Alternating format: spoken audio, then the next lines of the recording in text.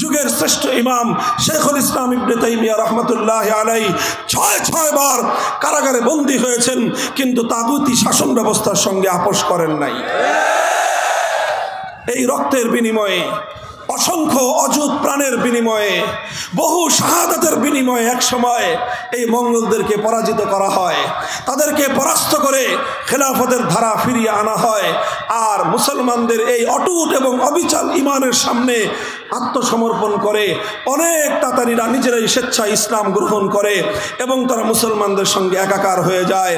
আবার মুসলমানদের সমাজে আল্লাহর আইনের দ্বারা সমাজ শাসিত হওয়ার সেই পবিত্র ধারা আবার ফিরে আসে। এভাবেই চলেছে শত শত বছর, হাজার হাজার বছর, একেবারে খেলাফতে ওসমানিয়ার শেষ মুহূর্ত পর্যন্ত মুসলিম জাহানে আইনের উৎস ছিল কোরআন সুন্নাহ। আইন ছিল, আইনের সার্বভৌম ক্ষমতা ছিল একমাত্র কার হাতে? এরপরে শুরু হলো মুসলমানদের উপর পশ্চিমা বিশ্বের আগ্রাসন। 18 শতকের মাঝামাঝি সময়ে 1757 সালে আমাদের এই পাক ভারত উপমহাদেশ মুসলমানদের কাছ থেকে কেড়ে নিল ইংরেজরা। ব্রিটিশ সাম্রাজ্যবাদ কায়েম হলো।